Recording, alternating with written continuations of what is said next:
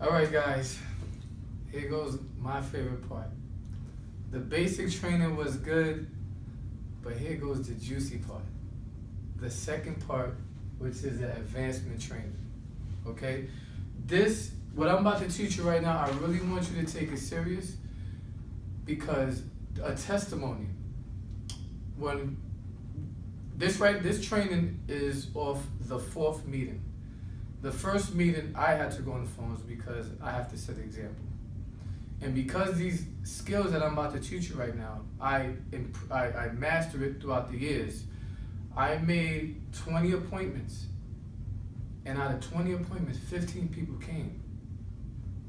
But because of the approach, all 15 people signed up.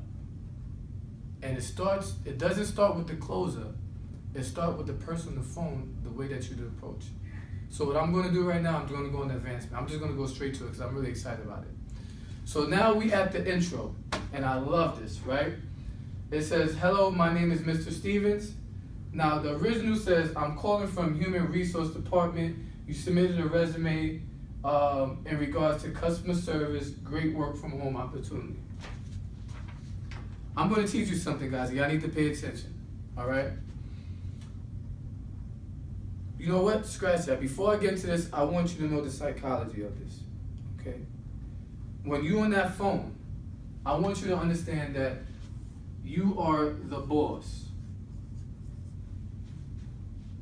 You are the boss, okay? And as well as that, I also want you to keep in your head to always assume and always take control of the conversation. Take control of conversation.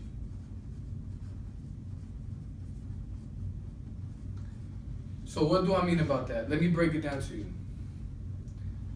You're not the one that submitted the resume. The person on the other side of the phone submitted the resume. You are the person with the solution. You're the person with the answer. So therefore, your job is to simply give the information out, and if they are with the information, they move forward. That's not their job to tell you what to do. You tell them what to do. You're giving them direction. You give them the path. And the script that we're giving you is going to explain that. So I want you to understand the psychology. You're the boss. You're the one that is giving them an opportunity to change their life from what they want. They want to change, and you're the one that could give them the change. Okay? And by you following these steps, it's going to bring you a ratio. Now, before I move forward, I want y'all to understand that there's nothing 100% in any business. When you're dealing with business, when you're dealing with sales, when you're dealing with telemarketing, when you're dealing with anything, you're dealing with percentages, okay?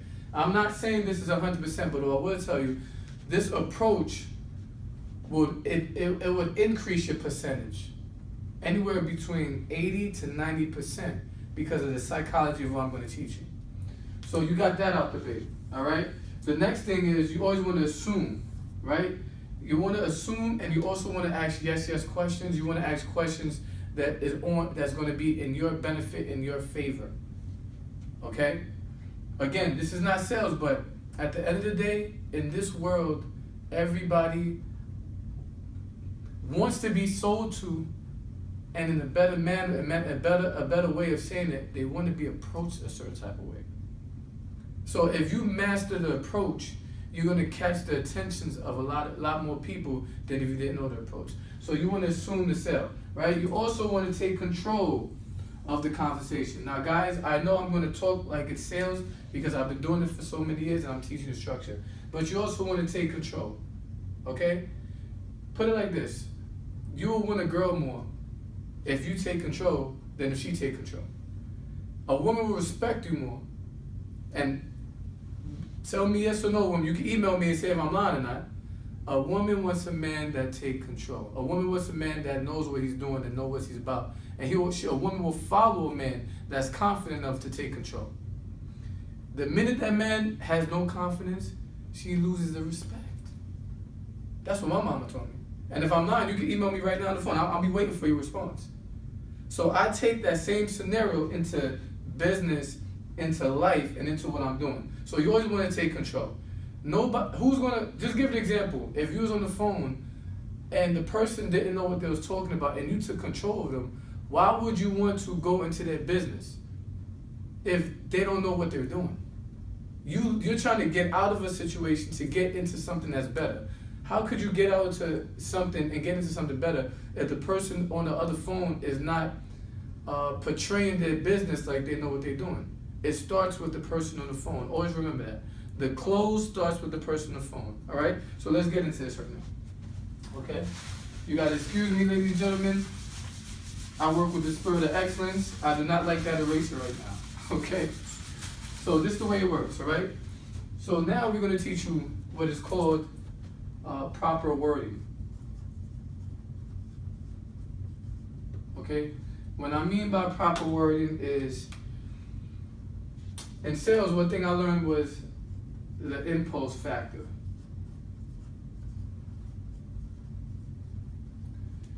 Impulse factor means that every single person in the world has a certain type of excitement. First level to the next level. All right? Excitement means that it's something that you say that they like to hear that will just get them excited and get them impulse or get them engaged to go to the next level. All right? So what I'm about to teach you right now is, instead of the impulsive factor, because you're not selling, I'm going to teach you impulsive words. Impulsive words is certain words that psychologically will get somebody more attention, and if it's not attention, excitement. So a perfect example, what you see, going back to here now, and it's not going to be long, but I want to get in detail with you guys. It says, hello, Michael, this is Mr. Stevens. I'm calling from Human Resource Department. You submitted a resume regarding customer service, great work from home opportunity. Now, advanced pitch is, for me, right? Hello, Michael. My name is Mr. Stevens. I'm actually one of the head directors of the HR department. And you submitted a resume regarding customer service, work from home opportunity. Is that correct? Now, the reason, why do you think I said head director?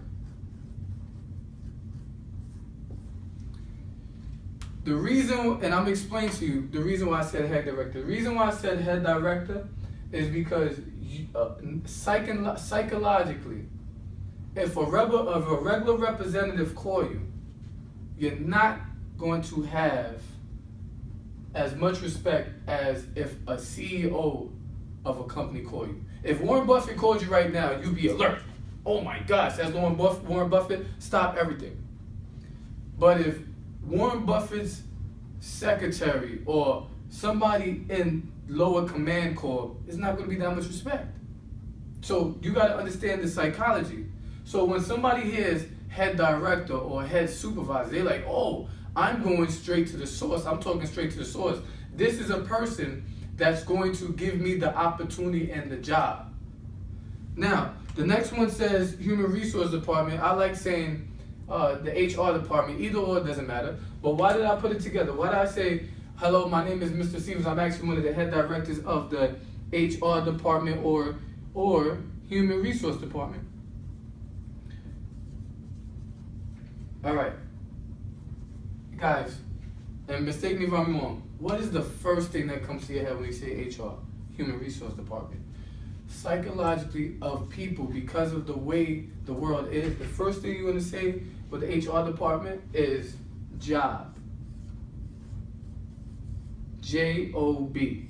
Just over broke. Okay? Job. Okay? Now, I'm not saying you're offering them a job. That just pops up in their head. So what happens if it pops up in their head? Job, that's what they're looking for. They're looking for an idea job. So what is that doing by you saying these two words together? It's bringing more attention to what you're saying, which means they're going to get more engaged, which means they're going to stay on the phone, which means they're going to get intrigued to what you're saying. You get it, guys? The main reason why you say certain words like this is to get them more intrigued to what you're saying, enough to get them interested. and what they want. Okay? We're gonna talk more about this, right? So let me just take this out really quick. I'll be here all night. I get excited about stuff like this because psychology is something. Okay? So let's go to the next step. Okay? So now, right?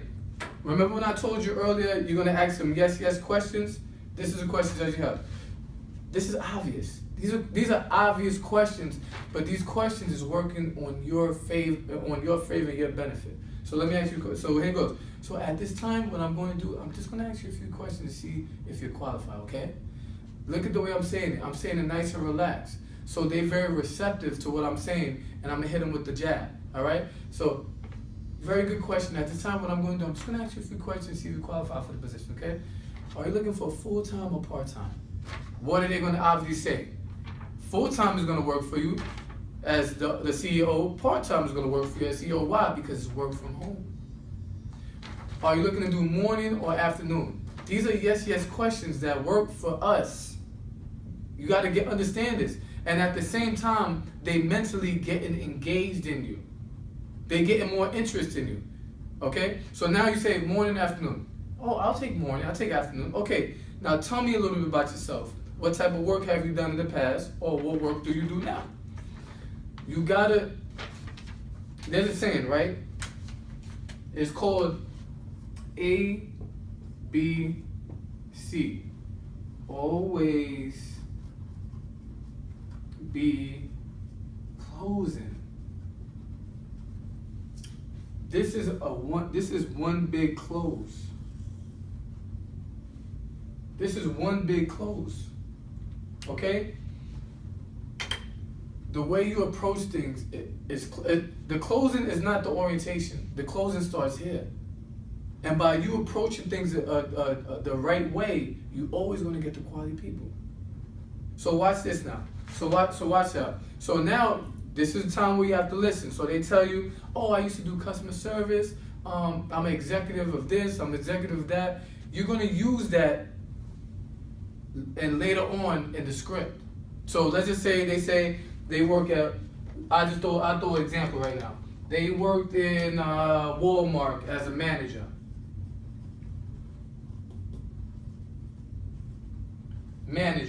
Right? They worked at Walmart as a manager for 3 years. Okay? That's what they're gonna say, right? And their responsibility was, I don't know, overseeing the food department.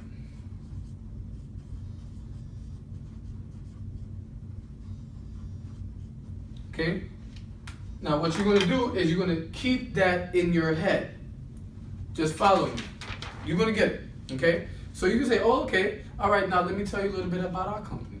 The name of our company is Next Level Alliance Group. We are now expanded in New York and tri-state area, and we're looking to hire customer service reps to work from home or from one of our corporate offices. Now, the reason why I slowed it down is because you have to give the mind enough chance to understand what's going on. So the original reason why they submitted their resume is because they like the title, Work From Home. I'm going to constantly remind them that, okay? So now you say, all right, we're looking to hire customer service reps to work from home or work from our corporate office. As a customer service rep, your responsibility is to handle inbound and outbound calls. Watch how I slow it down. Inbound and outbound calls. That's psychologically telling them without you telling them what they're supposed to do by you slowing it down. All of these words are getting synced in their head because you didn't rush it. You slowed it down enough for them to understand. Remember, guys, it's not what you say, it's how you say it. Okay? And provide customer service for customer reps. Now we have the short story. Now, Michael, we have several positions that we need to fill right away. You got to understand, guys, okay? Everybody in the world has some type of greediness. Okay? This is called greed factor. Now think about this, guys. They listening to what you said. They're very intrigued to what you said. You don't want to make them feel that they got the job